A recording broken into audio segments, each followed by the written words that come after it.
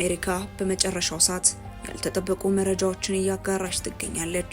ፕሬዝዳንት ዶናልድ ትራምፕ ያልተጠበቁ መረጃዎችን በማጋራት በርካቶችን እንዲነጋገሩ እያደረጉ ነው። ኢራን አሜሪካ ከጦርነቱ ስታፈገፍግ፣ ኢራን ደግሞ ኢላማችን አሜሪካ ናት ስትል ጉዳዩን አጥብቃ ይዛለች። እስከ መረጃችን ፍጻሜ ድረስ አብራችሁን ቆዩ። ወዳጆቻችንን አንመታም፣ ኢላማችን አሜሪካ ናት። ኢራን በዚህ ጉዳይ ላይ እጅግ አክርራለች። አሜሪካን ፈጽሞ የምትለቃት አይመስልም።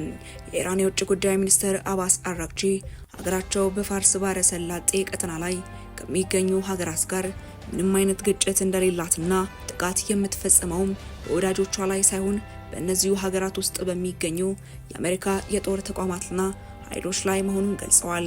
ሚኒስተሩ አሜሪካ የባህረ ሰላጤውን ህዝቦች እንደ ሰብአዊ ጋሻ እየተጠቀመችባቸው ነው ሲሉም ይወቅሷቸዋል። ዋሽንግተን የእነዚህን ሀገራት መሬት፣ የአየር ክልልና የባህር ወለልን ኢራንን ለማጥቃት እየተጠቀመባቸው መሆኑን አክለው ሚኒስተሩ ገልጸዋል።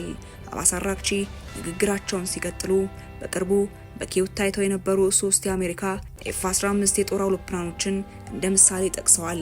እነዚህ አውሮፕላኖች በኪየቭ ምን ይሰሩ ነበር ሲሉ የጠየቁት ሚኒስተሩ አውሮፕላኖቹ በዚያው በሚገኙ የአሜሪካ የነዳጅ ጫኝ አውሮፕላኖች አማካኝነት ነዳጅ እንደሚቀዱና ይህም ኢራን ላይ ጥቃት ለመሰንዘር የሚደረግ ዝግጅት መሆኑን አመላክተዋል። በእነዚህ ሀገራት የአሜሪካ የጦር ሰፈሮች ባይኖር ኖሮ ማንም ጥቃት አይሰነዝርባቸውም ነበር ሲሉ አጽንኦትም ሰጥተዋል። በመጨረሻም የባህረ ሰላጤው ሀገራት በኢራን ላይ ከማማረር ይልቅ አሜሪካንን የጽዮናዊት አገዛዝ ሊወቅሱ እንደሚገባም አባስ አራግቺ አሳስበዋል። በእኛ ላይ ማማረር ፍጹም ፍትሃዊ አይደለም ያሉት ሚኒስተሩ ቀጠናው የአሜሪካ ጦር መሰብሰቢያ መሆኑ ለሀገሪቱ ደህንነት ስጋት መፍጠሩን ሚኒስተሩ ጠቁመዋል። አሜሪካ ከኢራን ወጣለው ማለቷ ለበርካቶች ሌላ አነጋጋሪ ጉዳይ ሆኗል። የአሜሪካ አሁናዊ ውሳኔ ተብሎ የሚጠቀሰው በዋናነት ከመካከለኛው ምስራቅ በተለይም ከኢራቅ ጋር በተያያዘ በቅርቡ የተደረሰው ስምምነት ነው።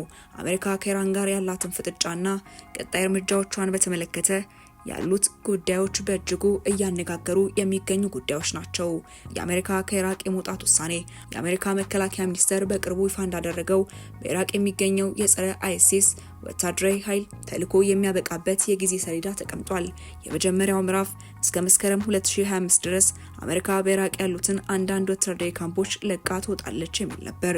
ሁለተኛው ምዕራፍ እስከ 2026 መጨረሻ ድረስ ሰሜን ኢራቅ የሚገኙትን ጨምሮ አጠቃላይ ወታደራዊ እንቅስቃሴዎችን ወደ ሁለትዮሽ ደህንነት ትብብር ትቀይራለች። ግቡ ደግሞ ይህ ውሳኔ በኢራቅ መንግስት በኩል የሚመጣውን ጫና ለመቀነስና በኢራን የሚደገፉ ታጣቂዎችን በአሜሪካ ጦር ላይ የሚያደርሱትን ጥቃት ለመበገር የታለመ ነው። ከኢራን ጋር ያለው ቀጥተኛ ያልሆነ ግንኙነት ሌላው የተጋጋለው ጉዳይ ነው። አሜሪካ ከኢራን ጋር በተያያዘ የወሰደችው አሁናዊ አቋም መከላከልና ማጥቃት ላይ ያተኮረ ነው። የወታደራዊ ኃይል መጨመር በቅርቡ በእስራኤልና በሊባኖስ ሄዝቦላ መካከል ያለው ጦርነት እየተባባሰ በመምጣቱ አሜሪካ በኢራን ሊሰነዘር የሚችለውን ጥቃት ለመከላከል በሚሽገንና በሌሎች የባህር አካባቢዎች የጦር መርከቦቿንና የተዋጊ ጀቶቿን ቁጥር ጨምራለች። የዲፕሎማሲ መስመር ምንም እንኳን ይፋዊ ግንኙነት ባይኖርም በኦማን በኩል ኢራን በጦርነት ውስጥ በቀጥታ እንዳትገባ የሚል ማስጠንቀቂያና ድርድር አሁንም እንደቀጠለ ነው። አሜሪካ በቅርብ ሳምንታት ውስጥ በኢራን ላይ አዳዲስ ማዕቀቦችን ጥላለች። ይህ ውሳኔ የመጣውም ኢራን ለሩሲያ የባሊስቲክ ሚሳይሎችን አቅርባለች በሚል ክስ ነው። በቀጠናው ያሉ የኢራን ወኪል ቡድኖች የገንዘብ ምንጭ ለማድረግ ለምን አሁን መውጣት ፈለጉ?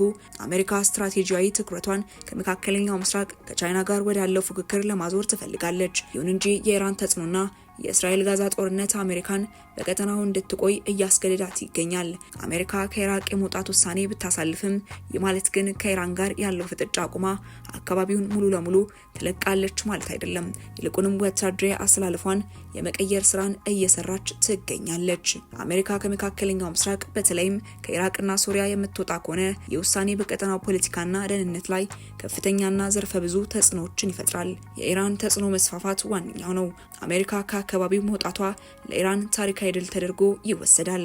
የመሬት መስመር ኢራን ከቴህራን ተነስቶ በኢራቅና በሶሪያ በኩል እስከ ሊባኖስ ድረስ የሚዘልቅ ወታደራዊና የንግድ መስመር በቀላሉ እንድትቆጣጠር እድል ይሰጣታል። በኢራቅ ያሉ የሺያ ታጣቂዎችና በሊባኖስ ያለው ሄዝቦላ የአሜሪካ ስጋት ስለሚቀንስላቸው ይበልጥ ይጠነክራሉ። የእስራኤል ስጋትና የደህንነት ክፍተት አሜሪካ መውጣቷ እስራኤልን ለከፍተኛ አደጋ ያጋልጣታል። እስራኤል የኢራንን መስፋፋት ለመግታት ብቻዋን ወታደራዊ እርምጃ እንድትወስድ ሊያስገድዳት ይችላል። ይህም ወደ ቀጠናዊ ጦርነት ሊያመራ ይችላል። የአሜሪካ ጦር በኢራቅና ሱሪያ መቆየቱ አይሲስ ዳግም እንዳያገግም እያደረገው ነው። ጦሩ ከወጣ ቡድኑ ዳግም ሊያንሰራራ ይችላል የሚል ከፍተኛ ስጋትም አለ። አሜሪካ ስትወጣ የሚፈጠረው ክፍተት ሌሎች ዓለም አቀፍ ኃይሎች ለመሙላት ይሞክራሉ። ሩሲያ በሱሪያ ያላትን ይዞታ ስታጠናክር፣ ቻይና ደግሞ በኢኮኖሚና በዲፕሎማሲ ረገድ የአሜሪካን ቦታ ለመተካት ትሞክራለች። እንደ ሳውዲ አረቢያና ዩናይትድ አረብ ኤምሬቶች ያሉ ሀገራት በአሜሪካ ላይ ያላቸው እምነት ሊቀንስ ይችላል። ይህ ደግሞ የራሳቸውን ጦር እንዲያጠናክሩ ወይም ከኢራን ጋር የራሳቸውን ስምምነት እንዲፈልጉ ያስገድዳቸዋል። ቀጠናው ከዚህ በላይ ወደ አለመረጋጋት ካመራ የነዳጅ ዋጋ በዓለም ገበያ ላይ በከፍተኛ ሁኔታ ሊጨምር ይችላል። የንግድ መርከቦች የሚንቀሳቀሱባቸው የባህር መስመሮች እንደ ሆርሙዝና ቀይ ባህር ለአደጋ ሊጋለጡ ይችላሉ። አሁን ላይ ቀይ ባህር ላይ ከፍተኛ አደጋም ተደቅኗል። የአሜሪካ መውጣት በአካባቢው የነበረውን የኃይል ሚዛን ሙሉ በሙሉ የሚቀይር ሲሆን ይህም አዲስ አይነት የቀጠና ትብብር ወይም ደግሞ ከፍተኛ ግጭት ሊያስከትል የሚችል ነው። ቀይ ባህር አሁን በምን አይነት ሁኔታ ላይ ነው የሚገኘው? የቀይ ባህር አሁናዊ ሁኔታ እጅግ ውስብስብ በሆኑ ፖለቲካዊ፣ ወታደራዊና ኢኮኖሚያዊ በሆኑ ጉዳዮች ላይ የተተበተበ ነው። በአሁኑ ወቅት አካባቢው በዓለም አቀፍ ደረጃ ከፍተኛ ትኩረት የሚሻበት ደረጃ ላይ ይገኛል። ከጋዛ ጦርነት ጋር ተያይዞ በየመን የሚገኙ የሁቲ አማጽያን በንግድ መርከቦች ላይ የሚያደርሱት ጥቃት ቀጥሏል። ይህም አካባቢውን የጦር ቀጠና እንዲመስል አድርጎታል። በርካታ የንግድ መርከቦች የየመን የባህር ዳርቻ ለማለፍ ስጋት ስላለባቸው መንገዳቸውን እየቀየሩ ነው። አሜሪካና ብሪታንያ ኦፕሬሽን ፕሮስፐሪቲ ጋርዲያን በሚል ስያሜ የሁቲዎችን ወታደራዊ መሰረቶች ላይ ጥቃት በመሰንዘር የባህር ላይ ትራንስፖርቱን ደህንነት ለመጠበቅ እየሞከሩ ነው። ቀይ ባህር ለዓለም ንግድ በተለይም ለነዳጅና ለሸቀጦች ዝውውር ወሳኝ መስመር ነው። አሁናዊ አለመረጋጋት ግን በርካታ ችግሮችን አስከትሏል። የመንገድ ለውጥ፣ መርከቦች በቀይ ባህር ፋንታ በአፍሪካ ዙሪያ በደቡብ አፍሪካ በኩል ለመጓዝ በመገደዳቸው የጉዞ ጊዜ ከ10 እስከ 14 ቀናት ጨምሯል። የዋጋ ንረት፣ የትራንስፖርትና የኢንሹራንስ ዋጋ በከፍተኛ ሁኔታ መጨመሩ በሸቀጦች ዋጋ ላይ ተጽዕኖ ማሳደር ጀምሯል።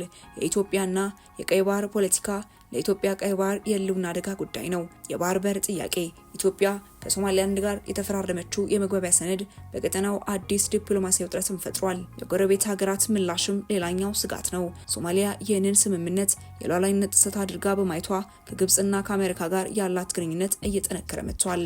ይህም በቀይ ባህር ዙሪያ አዳዲስ የኃይል አስተላለፎች እንዲፈጠሩ ምክንያትም ሆኗል። አሁን ላይ ቀይ ባህር በዚህ ሁኔታ እጅግ አሳሳቢ ሁኔታ ላይ ይገኛል። የቀይ ባህር ሁኔታ በአሁኑ ወቅት በከፍተኛ ውጥረት ውስጥ ያለ ተብሎ ሊገለጽ ይችላል። የጸጥታው መደፍረስ የዓለምን የንግድ ፍሰት ከማስተዋወሉም በላይ የቀጠናው ሀገራት የዲፕሎማሲያዊ ግንኙነት በጥርጣሬና በፉክክር የተሞላ እንዲሆንም አድርጎታል። ወደ ተመልካቾቻችን ለሳቱ የነበረን መረጃ ይህንን ይመስል ነበር። አብራችሁን ስለነበራችሁ እጅግ አድርገን እናመሰግናለን። በቀጣይ እስክንገናኝ ድረስ መልካም ቆይታ።